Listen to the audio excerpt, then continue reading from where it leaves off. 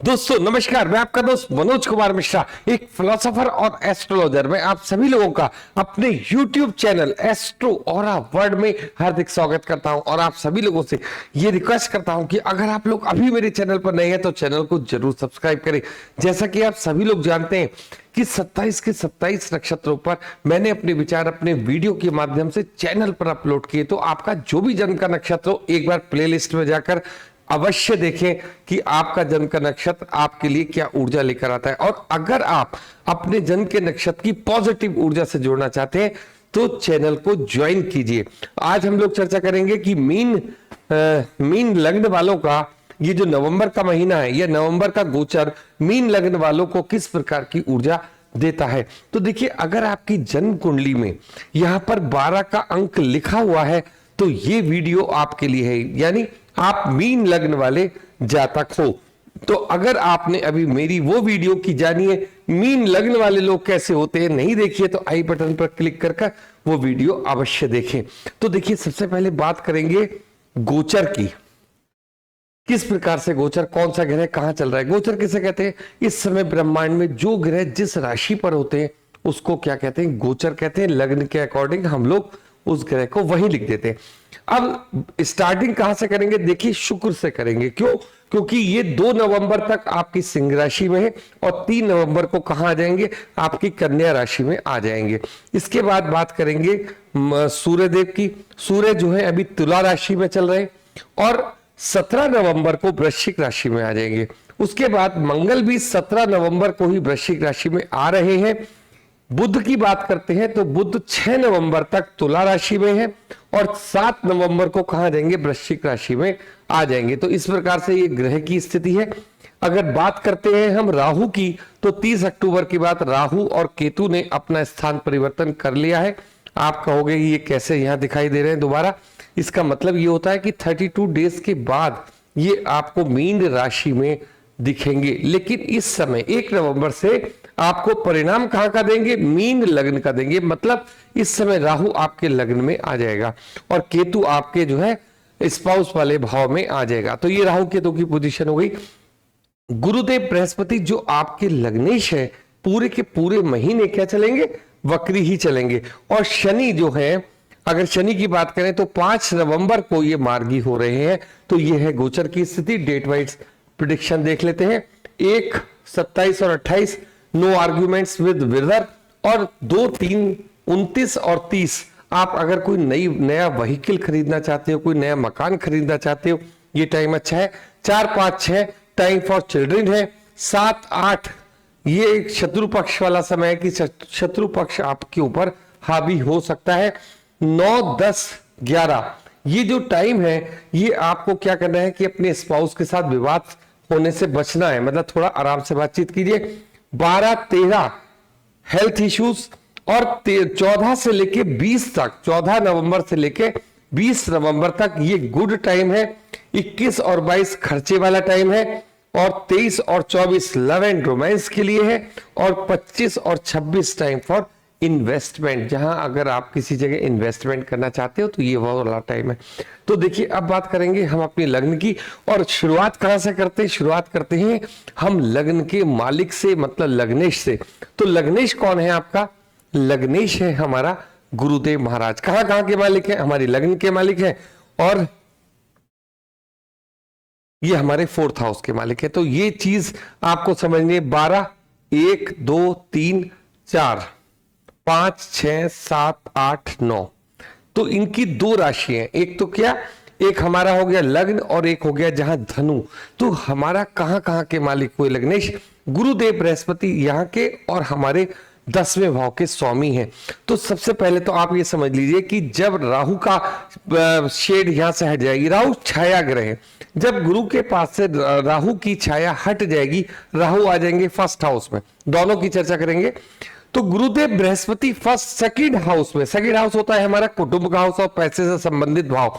इस समय जितना भी आप जो भी आपने ज्ञान अर्जित किया है, राहु के हटने के बाद अगर आप ये चाहते हो कि आप उसे सेल करो, मतलब आप उसे बेचने पर आओ, मतलब आप कोई भी चीज अगर जानते हो उसको बेचना चाहते हो, एजुकेशन से संबंधित चीजें, तो आप ये काम कर सकते हैं। पैसे वाले घर में कौन बैठा है? गुरुदेव बृहस्पति। 7वीं दृष्टि उनकी कहां जाती है? 8th हाउस पर जाती है। 8th हाउस का मतलब कि जो भी ऑकल्ट से संबंधित आपकी नॉलेज है, अगर आप उसको सेल करना चाहते हो तो ये आपका अच्छा टाइम है। गुरु की जो टाइम 1 2 3 4 5, 5वीं दृष्टि इनकी कहां जा रही है? ये आपके रोग ऋण शत्रु वाले भाव में जा रही है। इसका मतलब ये है कि जो भी आपके शत्रु हैं उसको ये क्या करेंगे? नीचा करने का काम करेंगे, पहली बात। और अगर कोई आप जॉब से संबंधित बहुत दिन से अगर आपको ऐसा लग रहा है कि मुझे जॉब में कोई प्रॉब्लम है, तो ये भी क्लियर हो जाएगा यहां से आने के बाद। 9वीं दृष्टि 7 8 और 9, 9वीं दृष्टि फिर से इनकी कहां जाती है? हमारे कार्य क्षेत्र वाले 10वें भवन पर जाती है। तो कुल मिलाकर सेकंड हाउस का जो बृहस्पति इस समय जिस समय जहां पर है, ये किस चीज के लिए अच्छे हैं? पैसे से संबंधित सभी कार्यों के लिए आपके अच्छे हैं। खुद पैसे वाले भाव में बैठे हुए हैं और ये यहां पर क्या करेंगे? शुक्र को एक्टिवेट भी करते हैं सेकंड हाउस का बृहस्पति। तो ये कुल मिलाकर बृहस्पति की चर्चा हुई। चूंकि बात हम लोग कर रहे हैं लग्न की, लग्न का संबंध बनाया था सेकंड हाउस से, क्योंकि बृहस्पति बैठे, तो आपका जो सारा माइंड रहेगा थोड़ा पैसे से संबंधित रहेगा। किस तरीके से आप सोर्स ऑफ इनकम को बढ़ाओ। यहां आ जाते हैं राहु। देखिए मेन चीज क्या है कि राहु को अगर हमें समझना है तो राहु है विचार। अब जो आपके विचार 1 नवंबर से होंगे, आप खुद के ऊपर अपना ध्यान देना शुरू करोगे, और ये एक बहुत अच्छी बात भी है। कुल मिलाकर जो भी आपने समय निकाला, अगर आप ये चाहते हो कि मैं सेल्फ अपने ऊपर कुछ ध्यान दूं, तो राहु से संबंधित जितनी भी चीजें आप उसको आगे बढ़ा सकते हो। थर्ड हाउस की बात करेंगे। थर्ड हाउस के मालिक है शुक्र, और शुक्र की जो दूसरी राशि है वो आपकी 8th हाउस में पड़ती है। शुक्र स्वयं कहां बैठे हैं? 2 नवंबर तक यहां है और 3 नवंबर तक कहां जाएंगे? आपके स्पाउस वाले खाने में आ जाएंगे। कहने का मतलब है कि अगर आप शुक्र को देखना चाहते हो, 3rd हाउस के मालिक है, 8th हाउस के मालिक हैं, बैठे कहां है? 7th हाउस में बैठे हैं। इनसे दो चीजों की बातचीत आपको समझ में आती है कि अगर कोई झगड़ा छोटे बहन भाइयों से प्रॉपर्टी से लेकर होता है, तो उसमें आपको बेनिफिट मिलना ही मिलना है। दूसरी बात यह कि अगर आपके स्पाउस की साइड से भी अगर ऐसा कोई विवाद है जिसमें कि मान लीजिए उनके घर में इस तरीके की कोई बातचीत चल रही है, तो उनको भी उनका हिस्सा बनेगा। क्योंकि क्या अब एक नया लॉ आया है कि भाई लेडीज को भी अपने जो मायके में है उनको पूरी संपत्ति मिलती है। तो अगर आप ये चाहते हो कि भाई वहां पर कोई प्रॉपर्टी बढ़ रही है या कोई बातचीत ऐसी चल रही है, तो आप पीछे मत रहिएगा। ये चीज भी आप ध्यान रखिए, क्योंकि यहां पर बैठे हुए शुक्र आपको 8th हाउस से संपत्ति प्राप्त कराने का योग बना रहे। शुक्र बैठे हैं स्पाउस वाले घर में, और राशि किसकी है? बुध की। तो ये चीज यहां पे इंडिकेट हो रही है। अब बात करते हैं 4th हाउस की। 4th हाउस के मालिक कौन है? 4th हाउस के मालिक है आपके बुध, और बुध देव बैठे कहां है? 6 तारीख तक, 6 नवंबर तक बैठे हैं आपके 8th हाउस में, और फिर उसके बाद चले जाएंगे कहां? मंगल की राशि में चले जाएंगे। बुध की कौन कौन सी राशि है? एक तो आपकी 4th है और एक आपका स्पाउस वाला खाना है। तो ये दोनों चीजें, 4th हाउस हमारा है मन की शांति का हाउस। 6 तारीख तक, 6 नवंबर तक बुध जब तक आपके यहां रहेंगे 6 में, तो आपको क्या है कि कुछ भी अगर, देखिए मैंने आपसे क्या बोला है कि जैसे व्हीकल वगैरह आपको लेना है या कोई भी आप ऐसी चीजें सोच रहे हो, तो आप ये काम कर सकते हो 2 और 3 में। और फिर 29 और 30 लिखा है, क्योंकि वहां से बुध चेंज होके कहां आ जाएंगे? आपके 10th हाउस में आ जाएंगे। तो कुल मिलाकर आपको अगर कोई अपने लिए वाहन खरीदना है, मकान खरीदना है, तो ये स्थिति आपके लिए बहुत अच्छी बनी हुई है। अब देखिए चर्चा करते हैं आपके 5th हाउस की। तो जो आपका 5वां घर है उसका मालिक है चंद्रमा, और चंद्रमा की स्थिति जैसे जैसे चेंज होती चली जाती है, मैं वो सब चीजें आपके सामने लिख देता हूं। बात करते हैं 6th हाउस की। 6th हाउस का मालिक है सूर्य, और सूर्य कहां बैठे? 8th हाउस में।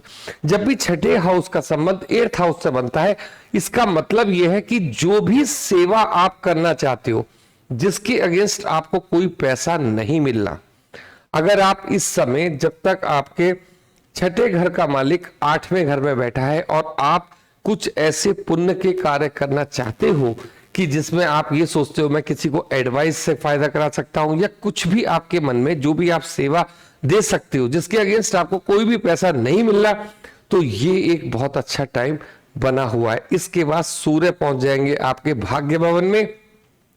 छठे हाउस का मालिक जब भाग्य भवन से अपना संबंध बनाता है तो भाग्य को उजागर करता है, ये भी एक बहुत बड़ा फैक्ट है। अब हम बात करेंगे सेवेंथ हाउस की। सेवेंथ हाउस का मालिक बुध, मैंने आपको बताया बुध जब भाग्य में आएंगे 7 तारीख को, तो ये संबंध आपका बहुत अच्छा, मतलब कुल मिला के कहने का मतलब है कि जो स्पाउस से आपकी इस समय अंडरस्टैंडिंग है वो ज्यादा अच्छी रहेगी कुछ डेट्स को छोड़कर। शुक्र जब यहां पर बैठेंगे तो वो दृष्टि किसके ऊपर डालेंगे? दृष्टि डालेंगे लग्न के ऊपर। और लग्न में इस समय कौन बैठे हुए हैं, मतलब रिजल्ट किस चीज का? राहु का रिजल्ट दे रहे हैं। तो शुक्र जब राहु को देखते हैं, आप कभी भी देखिएगा कि तो व्यक्ति के अंदर शुक्र से संबंधित सारी जो फैसिलिटीज, वैभव, इस तरफ सोचना आप शुरू कर दोगे। ये प्रभाव आपके ऊपर आएगा शुक्र का। 8th हाउस की चर्चा करेंगे। यहां बैठे हैं सूर्य और मंगल 16 नवंबर तक। मंगल की हम बात करेंगे, सूर्य की बात हो गई। तो मंगल यहां बैठने के बाद व्यक्ति का खर्चा देखिए आए कहां से है मंगल? एक तो आपका 2nd हाउस से आए, और दूसरी बात भाग्य का। तो जो भाग्य का स्वामी जब 8th हाउस में आता है तो कभी आप देखोगे कि इस महीने में अचानक कुछ हेल्थ से संबंधित प्रॉब्लम्स आप महसूस करोगे कि मेरे अंदर इस तरीके की कुछ प्रॉब्लम्स आ रही है, तो चेकअप वगैरह कराइए, कोई दिक्कत नहीं। अब मंगल यहां पर बैठकर देखते किसे हैं? 2nd हाउस को। तो आपसे लगातार मैं ये कहता हूं कि आप लोग मीन लग्न वाले हो, मतलब आपका जो लग्नेश है वो क्या है? गुरुदेव बृहस्पति। तो ऑकल्ट साइंस की तरफ आइए और जुड़िए, काम को करना स्टार्ट कीजिए। 8th हाउस से संबंधित जब आप लोग काम करते हो या उस काम को आगे बढ़ाते हो, उस पर डिस्कशन करते हो, तो आपको एक अच्छी प्रसन्नता मिलती है। मंगल की 4थी दृष्टि 1 2 3 4 कहां जाती है? लाभ भवन में। 7वीं दृष्टि यहां गई और 8वीं दृष्टि ऑनलाइन वाले कामों में जाती है। तो मंगल यहां बैठकर थोड़ा हेल्थ की प्रॉब्लम जरूर करेंगे। बहुत अच्छा पोजीशन 8th हाउस में नहीं मानी जाती मंगल की आप लोगों के लिए, तो इसलिए थोड़ा सा हेल्थ में जो अगर अच्छा सा खाना पीना आप लोग कर सकते हो तो कर लीजिएगा। और यहां जब 9th हाउस में आएंगे, आपके कब आएंगे? 17 तारीख को जब 9th हाउस में मंगल आएगा तब आपके अंदर एक गजब की फुर्ती, एक कॉन्फिडेंस लेवल आपका बढ़ जाएगा, क्योंकि मंगल अपने घर के होंगे, साथ में उनके सूर्य होंगे। बुध यहां पर जो है, देखिए जब व्यक्ति लग्न का मालिक, मतलब क्या? अपने घर का मालिक अपने घर में आ गया और राजा के साथ आ गया, मतलब अपने मित्र के साथ आ गया, तो उसका मान सम्मान वहां बहुत जबरदस्त होता है। यहां बैठकर मंगल आपके भाग्य में उन्नति करेंगे। पहली बात, इनकी राशि कौन सी है? इनकी राशि है 2nd हाउस में जो आ रही है मेष राशि। तो पैसे से संबंधित जो भी प्रॉब्लम्स आप फेस कर रहे हो, तो यहां से मंगल आपको आगे बढ़ाएंगे। साथ में मैं आपसे ये भी कह रहा हूं 1 2 3 4 4थी दृष्टि 17 नवंबर के बाद इनकी 12th हाउस में जाती है। पैसा कमाएंगे भी और अपने ऊपर खर्च भी करेंगे। 7 वहां आ गया और 8वीं दृष्टि फिर से कहां पहुंच गई? 1 2 3 4 5 6 7 8 आपके मन के सुकून वाले भाव में पहुंच गई। तो ये सारा हुआ मंगल का। अब यहां की चर्चा हो गई, बात करते हैं आपके 11th हाउस की, जहां जो घर है हमारा शनिदेव का। तो देखिए 11वें घर का स्वामी 12वें घर में बैठा है। जब भी शनि 12th हाउस में आते हैं, मोटी मोटी बात आप ये ध्यान रखिए, बहुत आराम से आपको ये बात पता चलेगी कि खर्चे का जो मालिक है वो शनि है आपकी इस समय गोचर के अनुसार। लाभ दिलवाएगा तब वो खर्च कराएगा, इससे पहले नहीं कराएगा। जब तक आपके अकाउंट में पैसा नहीं होगा आप खर्च नहीं करोगे। इसका मतलब क्या होता है कि इस महीने में आपके पास जो पैसे का आवागमन होगा वो अच्छा होगा। पहली बात, शनि जब भी यहां पर आएंगे तो व्यक्ति को के मन में थोड़ा उदासी लेकर आते हैं, मतलब उसको ऐसा लगता है कि मैं थोड़ा अकेला हो गया। अकेलापन मतलब कुल मिलाकर शनि क्या है, एक प्रकार से अगर आप इनकी नेचर के बारे में जानोगे तो ये एक आध्यात्मिक ग्रह ही है। और ओवरऑल सोचते किस बारे में? अपने। अब आए कहां पर है? 12th हाउस, और 12th हाउस व्यय का हाउस है। 12th हाउस व्यय का हाउस है। तो ये जब भी कभी आएंगे तो व्यक्ति के विचारों में थोड़ी सी नेगेटिविटी जरूर लेकर आएंगे, कहेंगे कि भाई मैं ऐसा हो गया, अकेला हो गया, या फिर दुनिया में क्या रखा, इस तरीके की कुछ बातें, ये नेगेटिव थॉट्स भी लेकर आते हैं। लेकिन आपको मैं एक बात बताना चाहूंगा, 1 2 3 इनका तीसरी दृष्टि जाती है आपके बैंक बैलेंस वाले खाने में, और 3 4 5 6 7 सातवीं दृष्टि कहा जा रही है रोग ऋण शत्रु वाले खाने में, उसको दबाने का काम करेंगे। 8 9 और 10वीं दृष्टि भाग्य में जा रही है। सिर्फ आपको अपना ऑकल्ट वाला फील्ड को थोड़ा ध्यान रखना है। चाहते हो उसे सेवा में ले आओ, चाहते हो उसे कुछ ना कुछ मतलब उसके साथ पैसा कमाने में ले आओ। शनि यहां फिर आपको अकेला नहीं रहने देंगे। इस स्टडी में लग जाइए। 12वां हाउस हमारा किस चीज का होता है? एक ऐसी जगह जिसको अभी देखा नहीं गया, मतलब पब्लिक के सामने नहीं आई, तो कुछ ना कुछ आप रिसर्च कीजिए, आपका ये काम होगा। अकेलेपन अगर आपको लगता है तो आप मेडिटेशन वगैरह में आइए, थोड़ा सा टाइम अपने ऊपर भी खर्च कीजिए। तो ये छोटी सी प्रेडिक्शन थी जो नवंबर के महीने की मैंने आप लोगों के समक्ष रखी, और इतना आप लोगों ने समय खर्च किया, उसके लिए बहुत बहुत धन्यवाद। आज के लिए इतना ही। Thank you.